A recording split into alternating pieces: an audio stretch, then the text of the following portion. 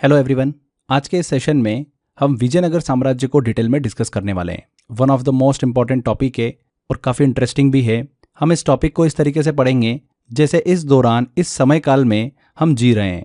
अगर आप इस तरीके से सोचते हुए, इस तरीके से इमेजिन करते हुए चीज़ों को पढ़ेंगे तो आपको हमेशा के लिए इन्फॉर्मेशन याद भी रहेगी। एज अ स्टोरी, कहानी की तरह हम इस पूरे टॉपिक को डिस्कस करने वाले हैं। तो चलिए शुरू करते हैं हमारे लेक्चर को। इमेजिन करिए, फील करिए, ये दौर चल रहा था 14th सेंचुरी, 14वीं शताब्दी का। भारत के दक्षिणी भाग में विशाल पहाड़ियाँ, घने जंगल, तुंगभद्रा नदी के किनारे बसा हुआ एक समृद्ध नगर हम्पी। यहाँ की गलियों में व्यापारियों की चहल पहल, मंदिरों की घंटियों की गूंज, राजमहलों की भव्यता हर किसी को यहाँ पर चकाचौंध कर रही थी। लेकिन एक खतरा मंडरा रहा था उत्तर की ओर से। उत्तर भारत से आ रहे तुर्की आक्रमणकारी। दक्षिण भारत को इन हमलों से बचाने और हिंदू संस्कृति को संरक्षित करने के लिए दो वीर भाई हरिहर और बुक्का ने 1336 ईस्वी में एक शक्तिशाली साम्राज्य की नींव रख दी। ये शक्तिशाली साम्राज्य कौन सा था? विजयनगर साम्राज्य। तो आज के सेशन में हम इस साम्राज्य को डिटेल में डिस्कस करेंगे। हम जानेंगे कि क्या यह साम्राज्य तुर्की आक्रमणकारियों को रोक सका, कैसे बना विजयनगर दक्षिण भारत की सबसे बड़ी शक्ति, कैसे यह समृद्धि के शिखर तक पहुंचा और फिर तालीकोटा के युद्ध में पूरी तरीके से बिखर गया। इस एपिक हिस्टोरिकल ड्रामा की पूरी कहानी को आज के इस सेशन में हम एक एक करके समझेंगे। तो सबसे पहले हम बात करते हैं origin of Vijayanagar empire. Vijayanagar साम्राज्य की उत्पत्ति कैसे हुई? विजयनगर साम्राज्य की स्थापना 1336 ईस्वी में हरिहर और बुक्का ने की थी। ये वेरी इंपॉर्टेंट है, एग्जाम में सीधे पूछ लेते हैं। यह साम्राज्य दक्षिण भारत के कर्नाटक राज्य में स्थित था और इसकी राजधानी क्या थी? हम्पी थी। हम्पी जो कि तुंगभद्रा नदी के दक्षिणी तट पर स्थित थी, यह उस समय व्यापार, कला और संस्कृति का एक प्रमुख केंद्र था। इस स्थान को बाद में यूनेस्को द्वारा वर्ल्ड हेरिटेज साइट के रूप में भी घोषित किया गया। विजयनगर साम्राज्य को कई नामों से जाना जाता है, जिसमें से एक कर्नाटक साम्राज्य भी इसे कहा जाता है। इसके संस्थापक की बात करी अभी हमने। हरिहर और बुक्का जो इस साम्राज्य के संस्थापक थे, संगम वंश से संबंधित थे। बेसिकली इस विजयनगर साम्राज्य के अंतर्गत हम 4 वंशों को डिस्कस भी करेंगे। हरिहर और बुक्का की बात करें तो पहले ये होयसल राजा वीरा बल्लाला तृतीय के अंतर्गत कार्य करते थे, मतलब उनके अधीन काम किया करते थे। ये काकतीय वंश के सामंत भी रह चुके थे। कुछ इतिहासकारों के अनुसार हरिहर और बुक्का कुर्बा समुदाय से संबंधित थे। विजयनगर साम्राज्य को स्थापित करने का मुख्य उद्देश्य क्या था कि उत्तर भारत से हो रहे मुस्लिम आक्रमणों से दक्षिण भारत की रक्षा करना। विजयनगर साम्राज्य का दौर जब हम डिस्कस कर रहे हैं, उस दौरान उत्तर भारत में दिल्ली सल्तनत का समय चल रहा था। विजयनगर साम्राज्य की स्थापना हिंदू संस्कृति और परंपराओं को संरक्षित करने के उद्देश्य से भी थी। विजयनगर साम्राज्य केवल एक राजनीतिक सत्ता नहीं, बल्कि दक्षिण भारत की संस्कृति, प्रशासन और शक्ति का केंद्र था। विजयनगर साम्राज्य की जो स्थापना हुई थी, इसकी वजह से आने वाले वर्षों में दक्षिण भारत को एक सशक्त और समृद्ध राज्य के रूप में विकसित भी किया। अब आगे हम विजयनगर साम्राज्य के ज्योग्राफिकल एक्सपेंशन को डिस्कस करें तो विजयनगर साम्राज्य अपने पीक पर दक्षिण भारत की सबसे बड़ी राजनीतिक शक्ति बन गया था। इसने लगभग पूरे दक्षिण भारत को अपने अधीन कर लिया था। अगर हम विजयनगर साम्राज्य की बाउंड्री डिस्कस करें तो उत्तर में ये कृष्णा नदी, दक्षिण में कावेरी नदी, पश्चिम में अरब सागर और पूर्व में बंगाल की खाड़ी तक फैला हुआ था। विजयनगर साम्राज्य ने ओडिशा के कलिंग क्षेत्र को भी अपने कब्जे में ले लिया, जो पहले गजपति साम्राज्य के अधीन था। यह साम्राज्य लगभग पूरे आंध्र प्रदेश, तमिलनाडु, कर्नाटक और केरल के बड़े हिस्सों तक फैला हुआ था। इस साम्राज्य ने व्यापारिक दृष्टि से महत्वपूर्ण रायचूर दोआब क्षेत्र को अपने नियंत्रण में रखा, जो कृष्णा और तुंगभद्रा नदियों के बीच स्थित था। इटली के यात्री निकोलो कॉन्टी ने विजयनगर को अपने समय का सबसे बड़ा और समृद्ध राज्य बताया था। फारसी दूत अब्दुल रज़ाक ने विजयनगर की विशालता और उसकी सैन्य शक्ति की सराहना की थी। विजयनगर के 4 प्रमुख राजवंश हुए। 4 इंपॉर्टेंट डायनेस्टी हमको देखने को मिलती है। संगम वंश 1336 से लेकर 1485 ईस्वी तक चलती है। सुलू वंश 1485 से लेकर 1505 ईस्वी तक। तुलु वंश 1505 से लेकर 1570 ईस्वी तक। विजयनगर का ये स्वर्णिम युग कहा जाता है। उसके बाद अरविदु वंश हुआ 1570 से लेकर 1649 ईस्वी तक। ये विजयनगर का अंतिम चरण था। तो इन चारों डायनेस्टी को हम डिटेल में अब डिस्कस करते हैं। सबसे पहले हम संगम वंश की बात करते हैं। तो संगम वंश की स्थापना 1336 ईस्वी में हरिहर और बुक्का ने की थी। किसने करी थी? हरिहर और बुक्का ने। उनके पिता का नाम संगम था, इसीलिए इस वंश को संगम वंश कहा गया। संगम वंश की राजधानी की बात करते हैं तो हरिहर और बुक्का ने अपनी राजधानी हम्पी को बनाया था। हम्पी वर्तमान कर्नाटक, उसे अपनी राजधानी बनाया था। हरिहर प्रथम की बात करते हैं तो विजयनगर साम्राज्य के पहले शासक हरिहर प्रथम बने। इन्हें समुद्र का अधिपति भी कहा जाता था। 1352 से लेकर 1353 ईस्वी में मदुरै पर विजय प्राप्त की और साम्राज्य का इन्होंने विस्तार किया। इसके बाद में बुक्का प्रथम अगले शासक हुए। इन्हें 3 समुद्रों का स्वामी कहा जाता था। इनके शासनकाल में ही विजयनगर और बहमनी साम्राज्य के बीच रायचूर दोआब पर संघर्ष हुआ था। रायचूर दोआब यह क्षेत्र कृष्णा और तुंगभद्रा नदी के बीच स्थित था और अपनी उपजाऊ मिट्टी, लोहा और हीरो के भंडार के लिए बहुत ज्यादा प्रसिद्ध था। बुक्का प्रथम की उपलब्धियों की बात करें, वेद मार्ग प्रतिष्ठापक की उपाधि धारण की और वैदिक मग प्रवर्तका नामक ग्रंथ लिखा। इसके बाद में हरिहर द्वितीय अगले शासक हुए। इनके शासनकाल में कई विद्वान थे, जैसे कि माधवाचार्य, सुदर्शन संग्रह के लेखक हैं, श्रीनाथ, हरिविलास ग्रंथ के लेखक, सायण, ऐत्रेय ब्राह्मण ग्रंथ के टीकाकार। तो ऐसे कई विद्वान इनके शासनकाल में हमको देखने को मिलते हैं। इन्होंने महाराजाधिराज और राज परमेश्वर जैसी उपाधि भी धारण की। इसके बाद आगे चलकर देवराय प्रथम अगले शासक हुए। इस शासक ने तुंगभद्रा नदी पर एक बड़ा बांध बनवाया था, जिससे सिंचाई व्यवस्था में सुधार हुआ और खेती को भी बढ़ावा मिला। विजयनगर साम्राज्य में कैनल्स मतलब नहरों का निर्माण इन्होंने करवाया था, जिससे जल प्रबंधन बेहतर हुआ। 1419 ईस्वी में विजयनगर के शासक देवराय प्रथम ने अपनी पुत्री का विवाह बहमनी सुल्तान फिरोज शाह बहमनी से कराया था। इसका उद्देश्य क्या था? विवाह का बहमनी सल्तनत के साथ शांति स्थापित करना। 14 और 15वीं शताब्दी में विजयनगर और बहमनी सल्तनत के बीच लगातार युद्ध हो रहे थे, विशेष रूप से रायचूर दोआब क्षेत्र के लिए। यह क्षेत्र कृष्णा और तुंगभद्रा नदियों के बीच में स्थित था और कृषि, व्यापार और खनिज संसाधन जैसे कि लोहा, हीरे इनके कारण राजनीतिक रूप से बहुत ही महत्वपूर्ण था। देवराय प्रथम बहमनी सल्तनत से संघर्ष को कम करना चाहते थे, इसीलिए उन्होंने राजनीतिक विवाह पॉलिटिकल मैरिज का निर्णय लिया था। ध्यान रखिएगा, एग्जाम में क्वेश्चन पूछा गया था, विजयनगर के किस शासक ने अपनी पुत्री का विवाह बहमनी सुल्तान फिरोज शाह बहमनी से कराया था? देवराय प्रथम ने। 1420 ईस्वी में इटली के यात्री निकोलो कॉन्टी विजयनगर साम्राज्य में आए थे। उन्होंने विजयनगर साम्राज्य की समृद्धि और सुंदरता के बारे में लिखा था। ऐसा एग्जाम में पूछा जाता है कि इटली के यात्री निकोलो कॉन्टी किस शासक के दौरान विजयनगर साम्राज्य में आए थे? तो देवराय प्रथम। ठीक है। इसके बाद देवराय द्वितीय अगले शासक हुए। इन्हें गजबेटकर मतलब हाथियों का शिकारी कहा जाता था। पहली बार इन्होंने मुसलमानों को जागीरें दी, जिससे साम्राज्य में सभी समुदायों को जोड़ने की कोशिश की गई। पहली बार मुसलमानों को विजयनगर साम्राज्य में जागीरें दी गई। इसका मतलब ये होता है कि मुस्लिम सैन्य अधिकारियों और सरदारों को भूमि और प्रशासनिक अधिकार सौंपे गए। ये कदम उस समय काफी महत्वपूर्ण था, क्योंकि विजयनगर साम्राज्य एक हिंदू साम्राज्य था और इससे पहले यहाँ पर मुस्लिम सरदारों को प्रशासन में विशेष रूप से शामिल नहीं किया गया था। जागीरें देने का मतलब यह था कि मुस्लिम सैनिकों और सरदारों को भी सरकारी पदों और राजस्व अर्जन करने के लिए भूमि दी गई, जिससे वे भी साम्राज्य के राज्य के अधीनस्थ अधिकारी बन गए। ऐसा उन्होंने इसलिए करा था क्योंकि देवराय द्वितीय को अपनी सेना को मजबूत करने की जरूरत थी, क्योंकि लगातार बहमनी सल्तनत और रायचूर दोआब क्षेत्र के लिए युद्ध हो रहे थे। बहमनी सल्तनत की सेना में कई अनुभवी मुस्लिम, तुर्की और अफगान योद्धा थे, जिन्हें घुड़सवारी और सैन्य रणनीति में महारत हासिल थी। इस तरीके से देवराय द्वितीय ने मुस्लिम सैनिकों को अपनी सेना में शामिल करने के लिए उन्हें जागीरें दी और विजयनगर साम्राज्य को एकीकृत किया।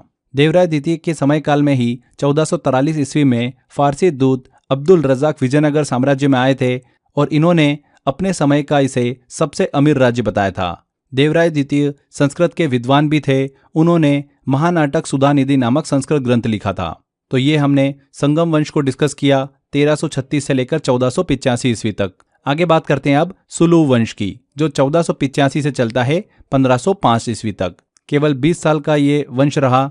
नरसिंह सुलू ने 1485 ईस्वी में सुलू वंश की स्थापना की थी। इस वंश ने संगम वंश का अंत किया, लेकिन यह राजवंश सिर्फ 20 साल तक चला और जल्दी ही समाप्त हो गया। इसके बाद तुलु वंश की स्थापना होती है। 1505 से लेकर 1570 ईस्वी तक ये वंश चलता है। इसे विजयनगर साम्राज्य का स्वर्णिम युग कहा जाता है। इस वंश की स्थापना वीर नरसिंह ने 1505 ईस्वी में की थी। तुलु वंश की स्थापना किसने करी थी? वीर नरसिंह ने करी थी। इस वंश के सबसे प्रसिद्ध शासक की बात करें तो कृष्णदेव राय इस वंश के सबसे प्रसिद्ध शासक हुए। 1509 से लेकर 1529 ईस्वी तक इन्होंने शासन किया था। कृष्णदेव राय के शासनकाल को डिस्कस करते हैं तो ये सबसे महान विजयनगर शासक थे। इन्हें आंध्र भोज भी कहा जाता था। इन्होंने 1510 ईस्वी में शिव समुद्रम, 1512 में रायचूर और 1523 में उड़ीसा और वारंगल पर विजय प्राप्त की थी। इनके शासनकाल को विजयनगर साम्राज्य का स्वर्णिम युग, गोल्डन एज कहा जाता है। इनके दरबार में तेलुगु के 8 महान विद्वान थे, अष्टदिग्गज रहा करते थे। इसी नगलपुरम में स्थित वेद नरसिंह स्वामी मंदिर इस क्षेत्र की प्रसिद्ध पहचान है। कृष्णदेव राय की उपलब्धियों को डिस्कस करें तो अमुक्तमाल्यद नामक एक प्रसिद्ध तेलुगु ग्रंथ लिखा इन्होंने। यवन राज स्थापनाचार्य की उपाधि इन्होंने धारण की। पुर्तगालियों से अच्छे संबंध बनाए और व्यापार को बढ़ावा दिया। हजारा मंदिर और विट्ठल स्वामी मंदिर का निर्माण कराया। तो ये इनकी कुछ प्रमुख उपलब्धियां रही। बाबर ने बाबरनामा में कृष्णदेव राय को दक्षिण भारत का सबसे शक्तिशाली सम्राट बताया है। यह भी इंपॉर्टेंट पॉइंट है, इस चीज को भी ध्यान रखिएगा। आगे चलकर कृष्णदेव राय के बाद अलग अलग शासक हुए। अच्युत देव राय, इनका शासन स्थिर था लेकिन धीरे धीरे साम्राज्य कमजोर होने लगा था। इसके बाद सदाशिव राय अगले शासक हुए। इनके शासनकाल में विजयनगर साम्राज्य का पतन शुरू हो गया था। इन्हीं के शासनकाल के दौरान तालीकोटा युद्ध हमको देखने को मिलता है। 1565 ईस्वी में तालीकोटा का युद्ध होता है, जिसमें 4 बहमनी सल्तनतों बीजापुर, गोलकुंडा, अहमदनगर और बीदर ने मिलकर विजयनगर साम्राज्य की सेना को पराजित कर दिया।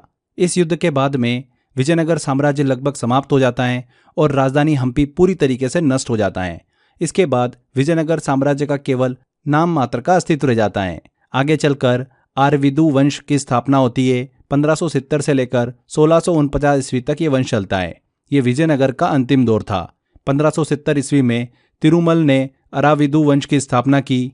इस वंश के प्रसिद्ध शासकों की बात करें तो उसमें वेंकट द्वितीय का नाम आता है, जिन्होंने अपनी राजधानी हम्पी से चंद्रगिरी स्थानांतरित कर दी थी। ये विजयनगर साम्राज्य का अंतिम वंश था जो 1649 ईस्वी तक चलता है। इसके बाद विजयनगर साम्राज्य पूरी तरीके से समाप्त हो जाता है। तो इस तरीके से 300 वर्षों तक विजयनगर साम्राज्य का प्रभाव हमको दक्षिण भारत पर देखने को मिलता है। एक एक कर हर डायनेस्टी वाइज हमने डिस्कस किया इसको। काफ़ी क्वेश्चन यहाँ से पूछे जाते हैं, अलग अलग वंशों से रिलेटेड काफ़ी क्वेश्चन बनते हैं। आगे देखिए, अब हम एडमिनिस्ट्रेशन ऑफ विजयनगर एम्पायर को डिस्कस करते हैं, विजयनगर साम्राज्य की प्रशासनिक व्यवस्था को। तो विजयनगर साम्राज्य राजतंत्र मतलब मोनार्की पर आधारित था, मतलब राजा सर्वोच्च शक्ति रखता था। राज्य को कई प्रशासनिक इकाइयों में बांटा गया था। राजा की मदद के लिए काउंसिल ऑफ मिनिस्टर हुआ करती थी, जो प्रशासन में सहायता करती थी। अलग अलग यूनिट के बारे में बात करें तो प्रांत होते थे, प्रोविंस, जिन्हें सबसे बड़ा प्रशासनिक भाग कहा जाता था। मंडल हुआ करते थे, ये प्रांतों से छोटे क्षेत्र होते थे। वलनाडु की बात करें तो मंडलों के अंतर्गत आने वाली इकाई हुआ करती थी। नाडु की बात करें तो छोटे प्रशासनिक क्षेत्र हुआ करते थे। एंड ग्राम विलेजेस प्रशासन की सबसे छोटी इकाई, सबसे छोटी यूनिट हुआ करती थी। आगे हम विजयनगर साम्राज्य की विशेष व्यवस्था को डिस्कस करते हैं, जैसे कि नायंकर व्यवस्था। ये विजयनगर की सैन्य प्रशासनिक प्रणाली हुआ करती थी। नायंकर व्यवस्था विजयनगर की प्रांतीय शासन प्रणाली थी। इसमें नायक यानी सेनापति को भूखंड दिए जाते थे, उन्हें सेना रखने की जिम्मेदारी दी जाती थी। जब भी युद्ध की जरूरत होती थी, नायक राजा के लिए सेना लाते थे। नायकों के पद वंशानुगत होते थे, यानी उनके छोटे बेटे बेटियां भी इस पद को संभालते थे। कृष्णदेव राय ने नायकों को नियंत्रण में रखने के लिए महामंडलेश्वर नामक अधिकारी नियुक्त किए थे। इसके अलावा आयगर व्यवस्था हुआ करती थी। आयगर व्यवस्था ग्रामीण प्रशासन से जुड़ी हुई थी। प्रत्येक गांव में 12 लोगों की एक टीम नियुक्त की जाती थी, जिन्हें आयगर कहा जाता था। ये गांव के प्रशासन, टैक्स कलेक्शन और न्याय व्यवस्था को देखते थे। आगे हम विजयनगर साम्राज्य की आर्थिक व्यवस्था को डिस्कस करते हैं। यहाँ से भी अभी रिसेंटली एग्जाम में क्वेश्चन देखने को मिले, जैसे कि विजयनगर साम्राज्य का मुख्य आय स्रोत क्या था। ऐसे क्वेश्चन काफ़ी बन जाते हैं एग्जाम में, तो अच्छे से कवर करना हमको। विजयनगर साम्राज्य की अर्थव्यवस्था जो थी वो कृषि, व्यापार, एग्रीकल्चर, ट्रेड और रेवेन्यू कलेक्शन पर निर्भर थी।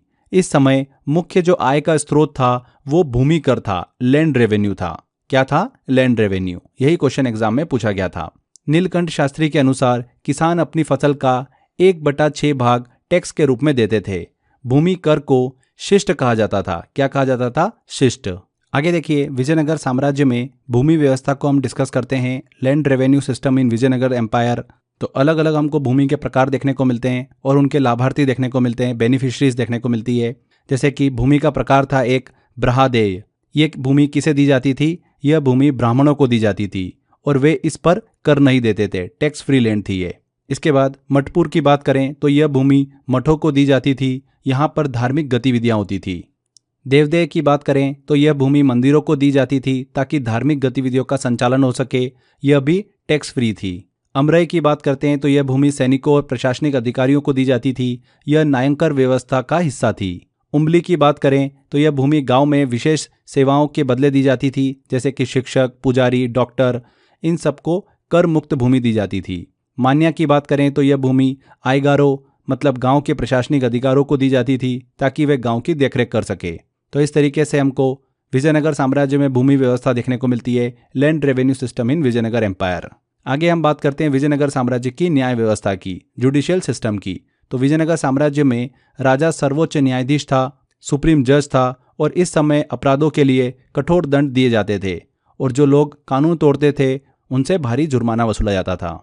इसके बाद में विजयनगर साम्राज्य की सामाजिक और सांस्कृतिक विशेषताओं की बात करें तो समाज में महिलाओं की स्थिति को लेकर बहुत अच्छी स्थिति थी। महिलाएं शिक्षा, राजनीति और प्रशासन में भाग लेती थी। कुछ महिलाएं सैनिक भी बनती थी और हथियारों का प्रशिक्षण भी लिया करती थी। इसके साथ साथ संगीत, नृत्य, ललित कलाओं में भी महिलाओं का बड़ा योगदान देखने को मिलता था। विजयनगर साम्राज्य की वास्तुकला और साहित्य की बात करें, आर्किटेक्चर एंड लिटरेचर की, तो कृष्णदेव राय की हमने बात करी थी। उन्होंने कई महत्वपूर्ण मंदिरों का निर्माण भी कराया था, जैसे कि रामास्वामी मंदिर, विट्ठल स्वामी मंदिर, हजारा मंदिर, इन सभी का निर्माण कराया था। इस काल में संस्कृत, तमिल, तेलुगु, कन्नड़ इन भाषाओं में कई महत्वपूर्ण ग्रंथ भी लिखे गए। प्रसिद्ध लेखक सयाना ने वेदों पर टीकाएं भी लिखी। कृष्णदेव राय ने अमुक्तमाल्यद नामक एक प्रसिद्ध तेलुगु ग्रंथ की रचना भी की थी। तो विजयनगर साम्राज्य की ये वास्तुकला और साहित्य मतलब आर्किटेक्चर एंड लिटरेचर को हमने डिस्कस किया। तो यहाँ पर फ्रेंड्स ये विजयनगर साम्राज्य की कंप्लीट थ्योरी कंप्लीट होती है। हर एक छोटी छोटी इन्फॉर्मेशन को हमने कवर किया है। 300 सालों की जो विजयनगर साम्राज्य की जर्नी हमको देखने को मिली वो हमने अच्छे से डिस्कस करी। अब देखिए इस टॉपिक से कैसे क्वेश्चन एग्जाम में पूछे जाते हैं। कुछ क्वेश्चंस लेते हैं, आपको आइडिया लगेगा। अभी लेटेस्ट एग्जाम में जो क्वेश्चन पूछे गए कुछ क्वेश्चन सॉल्व करते हैं। देखिए पहला क्वेश्चन है, विजयनगर साम्राज्य में आय का प्रमुख स्रोत क्या था? तो सोर्स ऑफ इनकम क्या हुआ करती थी? लैंड रेवेन्यू, भू राजस्व। C answer. विजयनगर साम्राज्य की स्थापना 1336 में किनके द्वारा की गई थी? तो किनके द्वारा की गई थी? हरिहर और बुक्का के द्वारा विजयनगर साम्राज्य की स्थापना की गई थी। विजयनगर साम्राज्य के तुलु वंश की स्थापना किसने की थी? किसने करी थी? नरसिंह देव राय ने, वीर नरसिंह देव राय। तुलु वंश विजयनगर साम्राज्य का तीसरा प्रमुख राजवंश था। इसकी स्थापना नरसिंह देव राय ने 1505 ईस्वी में की थी। इनके बाद में फिर कृष्णदेव राय आए थे। 1509 से लेकर 1529 ईस्वी तक इन्होंने शासन किया था, जो तुलु वंश के सबसे महान शासक बने थे। अगला क्वेश्चन है, इनमें से किस विजयनगर शासक ने अपनी पुत्री का विवाह फिरोज शाह बहमनी के साथ कराया था? किसने कराया था? देवराय प्रथम ने। देवराय प्रथम विजयनगर साम्राज्य के संगम वंश के शासक थे। उन्होंने 1406 से लेकर 1422 ईस्वी तक शासन किया और बहमनी सल्तनत के साथ संघर्षों का सामना भी किया था। 1419 ईस्वी में उन्होंने अपनी पुत्री का विवाह बहमनी सुल्तान फिरोज शाह बहमनी से किया था। इस विवाह का उद्देश्य क्या था? विजयनगर और बहमनी सल्तनत के बीच में राजनीतिक संबंध सुधारना। हालांकि राजनीतिक गठबंधन ज्यादा समय तक सफल नहीं रहा और दोनों राज्यों के बीच में संघर्ष जारी रहा। अगला क्वेश्चन है, विजयनगर साम्राज्य के संस्थापक इनमें से किस राजवंश के सामंत थे? किस राजवंश के? काकतीय राजवंश के सामंत थे। C answer. कर्नाटक संगीत की उत्पत्ति इनमें से किस राजवंश से संबंधित है? विजयनगर राजवंश से। अगला क्वेश्चन है, विजयनगर के सम्राट कृष्णदेव राय ने अपने किनके नाम पर विजयनगर के समीप नगलपुरम नामक एक उपनगर की स्थापना की थी? किनके नाम पर? अपनी माता के नाम पर। डी आंसर यहाँ पर सही होगा। Thank you. यहाँ पर ध्यान रखिएगा, कृष्णदेव राय ने अपनी माता नागलांबिका के सम्मान में नगलपुरम नामक एक उपनगर की स्थापना की थी। यह नगर आंध्र प्रदेश में स्थित है और विजयनगर साम्राज्य के दौरान एक महत्वपूर्ण धार्मिक एवं सांस्कृतिक केंद्र था। इसी नगलपुरम में स्थित वेद नरसिंह स्वामी मंदिर इस क्षेत्र की प्रसिद्ध पहचान है। तो इस तरीके से काफ़ी क्वेश्चंस हमको इस टॉपिक से देखने को मिलते हैं। ये बिल्कुल लेटेस्ट क्वेश्चन है, अभी एग्जाम में पूछे हुए क्वेश्चन है। आई होप आपने सारे क्वेश्चन सॉल्व भी कर लिए होंगे। तो ये हमारा विजयनगर साम्राज्य वाला टॉपिक कंप्लीट होता है। छोटे छोटे इन्फॉर्मेशन हमने कवर करी है। एग्जाम में आपको जितनी मैंने आपको इन्फॉर्मेशन दी है उन्हीं में से क्वेश्चन देखने को मिल जाएंगे। तो यहाँ पर हमारे सेशन को एंड करते हैं। अच्छे से मेहनत करते रहिए, लगे रहिए फ्रेंड्स, 100% आपको सफलता मिलेगी।